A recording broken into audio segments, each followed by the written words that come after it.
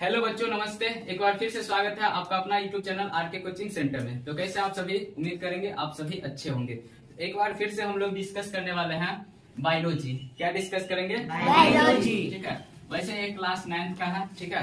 लेकिन आप यूट्यूब पे जा करके प्लेलिस्ट में जाइएगा तो वहाँ पे बेसिक साइंस के नाम से आपको मिलेगा प्लेलिस्ट में सभी वीडियो, ठीक है। तो ये सभी के लिए इम्पोर्टेंट है। अगर आप 9th में है, समझे, 9th वालों के लिए तो इम्पोर्टेंट है ही, साथ ही जो बच्चे किसी भी प्रकार की कंपटीशन की तैयारी कर रहे हैं उसके लिए भी बहुत इम्पोर्टेंट है, ठीक है। तो चलिए समझते हैं बात को। तो पहला चैप्टर डिस्कस कर रहे थे कोशिका के बारे में, ठीक है। इसे पिछले वीडियो में मैंने कुछ बातों को बतलाया था, समझे, बतलाया था। जैसे बतलाए थे, कोशिका का खोज कौन किया था? रॉबर्ट हुक ने किया था। कब?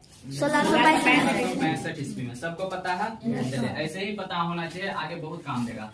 आप देखिए, कोशिका सिद्धांत क्या है? कोशिका सिद्धांत। अगर आपसे कोई पूछ दे कोशिका सिद्धांत का प्रतिपादन किसने किया, तो दो व्यक्ति का नाम याद रखना है, एक स्लाइडेन और एक स्वान। क्या क्या याद रखना है? समझे, क्या क्या याद रखना है? चलिए इसके बारे में बतला देता हूँ। देखिए, ये जो स्लाइडेन जो था ना, स्लाइडेन, समझे, स्लाइडेन क्या नाम है?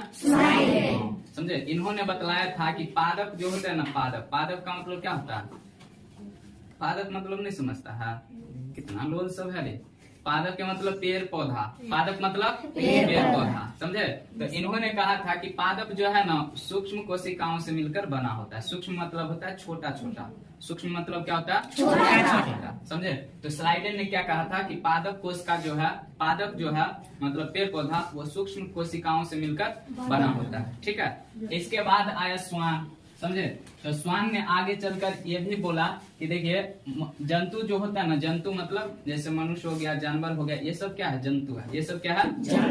जंतु है, समझे। दुनिया में दो तरह के सजीव तुमको मिलेगा, एक जंतु और एक पादप। एक जंतु और एक पादप, ठीक है। पादप मतलब पेड़ पौधा वाला, और जंतु मतलब जो सांस लेते हैं, वृद्धि करते हैं, चलते हैं, ठीक है, समझे। जैसे मनुष्य हो गया, कुत्ता, बिल्ली, ये सब क्या है? जंतु है। क्या है? जंतु। तो स्वान ने कहा कि जंतु का भी शरीर छोटी छोटी कोशिकाओं से मिलकर बना होता है, यानी कि सूक्ष्म कोशिकाओं से मिलकर बना होता है, ठीक है। तो ये कहा पादप के बारे में, और ये कहा जंतु के बारे में, ठीक है। ये किसके बारे में कहा था? स्लाइडेन, पादप के बारे में। और स्वान किसके बारे में कहा? जंतु के बारे में। जंतु के बारे में, ठीक है। तो आगे चल करके दोनों ने एक सिद्धांत का प्रतिपादन किया, समझे। इसको कहा गया कोशिका सिद्धांत। क्या कहा गया? कोशिका सिद्धांत, ठीक है। तो अगर आपसे कोई पूछ दे कि कोशिका सिद्धांत का प्रतिपादन किसने किया, तो कहना स्लाइडेन एवं स्वान ने। किसने किया था? स्लाइडेन एवं स्वान ने। याद रहेगा क्या? स्लाइडेन एवं स्वान, ठीक है, समझे। आप देखो, उसके बाद आगे चलकर 1931 में इलेक्ट्रॉन माइक्रोस्कोप का खोज हुआ, ठीक है। इलेक्ट्रॉन माइक्रोस्कोप, समझे। माइक्रोस्कोप जो होता है ना, एक मशीन होता है। क्या होता है? मशीन। उस मशीन के द्वारा ना जो वस्तु तुमको आंख से नहीं दिखाई देगा, समझे, हाँ, उस मशीन के द्वारा तुम उसको देख सकते हो, समझे, उसको देख सकते हो। जैसे दूरबीन का नाम सुने हैं, ठीक है। तो दूरबीन से बहुत दूर के वस्तु को देख लेते हैं, देख लेते हैं ना। उसी तरह से माइक्रोस्कोप जो होता है, जिस वस्तु को तुम आंख से नहीं देख सकते हो, उसको माइक्रोस्कोप में देखा जा सकता है। तो इसका निर्माण कब हुआ? 1931 में। कब हुआ? 1931 में इलेक्ट्रॉन माइक्रोस्कोप का आविष्कार किया था। कौन? उसका नाम था एमनॉल एवं ईरस का। क्या नाम था? एमनॉल एवं ईरस का। एमनॉल एवं ईरस का। क्या याद रखेंगे? एमनॉल एवं ईरस का। क्या याद रखना है? एमनॉल एवं ईरस का, ठीक है। और कोशिका का निर्माण विभिन्न घटकों से होता है, जिसे क्या करते हैं? कोशिकांग कहते हैं, ठीक है। कोशिका जो होता है ना, उसका निर्माण विभिन्न घटकों से होता है। घटक समझते हैं? घटक जैसे देखो, इंग्लिश में इसको कंपोनेंट बोला जाता है। जैसे घर बनता है ना, बिल्डिंग, उसमें बहुत सारे घटक होते हैं। कहोगे कौन? तो सबसे पहले उसमें ईंट का प्रयोग होता है ना, बालू का प्रयोग होता है, सीमेंट का प्रयोग होता है, रॉड का प्रयोग होता है, ठीक है, गिट्टी का प्रयोग होता है। वो सब क्या है? कंपोनेंट है, घटक है। क्या है? घटक। समझ में आया? तो उसी तरह से कोशिका जो होता है, कोशिका का निर्माण भी विभिन्न घटकों से होता है, जिसको क्या कहा जाता है? कोशिकांग। क्या कहा जाता है? कोशिकांग, ठीक है। अब देखो, कोशिका में मेनली 3 प्रकार के घटक होते हैं। मेनली कितने प्रकार के? 3 प्रकार के, समझे। मेनली कितने प्रकार के? 3 प्रकार के। एक जो होता है घटक, उसको कहा जाता है कोशिका झिल्ली। क्या कहा जाता है? कोशिका झिल्ली। दूसरा घटक जो होता है इसको कहा जाता है कोशिका द्रव्य। क्या कहा जाता है? कोशिका द्रव्य। और तीसरा जो होता है इसको कहा जाता है केंद्र। क्या कहा जाता है? कोई पूछेगा कि कोशिका में मुख्यतः कितने घटक होते हैं? इतना 3 घटक। कौन कौन से? कोशिका झिल्ली, कोशिका द्रव्य। और केंद्र। कोशिका झिल्ली, कोशिका द्रव और केंद्र। बोलो पहला कोशिका झिल्ली, कोशिका द्रव्य, तीसरा केंद्र। केंद्र। समझ में आया? 3 प्रकार के घटक होते हैं, कोशिका झिल्ली, कोशिका द्रव और केंद्र। ठीक है। अब बात करते हैं कि कोशिका झिल्ली या प्लाज्मा मेम्ब्रेन, इंग्लिश में क्या बोलेंगे इसको? Plasma membrane. क्या बोलेंगे? हाँ, ये क्या होती है समझे? इसकी रचना किस प्रकार से होती है इस बात को समझेंगे। तो आज हम लोग समझेंगे कोशिका झिल्ली के बारे में और कल के वीडियो में हम लोग कोशिका द्रव और केंद्रक के बारे में समझ लेंगे। ठीक है। तो देखिए कोशिका झिल्ली जो होती है बाबू, प्रत्येक कोशिका के सबसे बाहर जैसे तुम्हारे सबसे बाहर कौन से परत है? तो ये जो सबसे बाहर में है इसको क्या बोलते हैं? चमड़ी बोलते हैं ना, त्वचा। क्या बोलते हैं? त्वचा। तो उसी तरह से कोशिका के सबसे बाहर घेरा होता है। क्या होता है? घेरा समझते हैं ना, चारों तरफ से। इसको क्या बोलते हैं? घेरा। क्या बोलते हैं? घेरा। समझे? तो चारों ओर एगो घेरा होता है। वो कैसा घेरा होता है? तो बहुत पतली, मुलायम और लचीली झिल्ली होती है। क्या होती है? लचीली झिल्ली होती है। समझे? कोशिका के सबसे बाहर एगो बहुत पतली, मुलायम और लचीली झिल्ली। लचीली का मतलब जो लच करता रहता है, समझे? जो लच करता है। मुलायम मतलब समझते हैं, समझे? जिसको छूने पर अच्छा लगता है, बेन। इसको क्या कहते हैं? मुलायम। क्या कहते हैं? मुलायम कहते हैं। ठीक है, समझ में आया ना? प्रत्येक कोशिका के सबसे बाहर बहुत पतली, मुलायम और लचीली झिल्ली होती है, जिसको क्या कहा जाता है? कोशिका झिल्ली या प्लाज्मा झिल्ली कहते हैं। उसको क्या कहते हैं? कोशिका झिल्ली या प्लाज्मा झिल्ली। समझे? अगर तुमसे पूछेगा कि कोशिका झिल्ली कहाँ रहता है तो कहना कि कोशिका के सबसे बाहर। कोशिका के सबसे बाहर कैसा होता है? तो कहना बहुत पतला होता है, मुलायम होता है और लचीली होती है। कैसी होती है? लचीली। ठीक है। यह झिल्ली जो होता है जीवित और अर्धपारगम्य होती है। क्या होती है?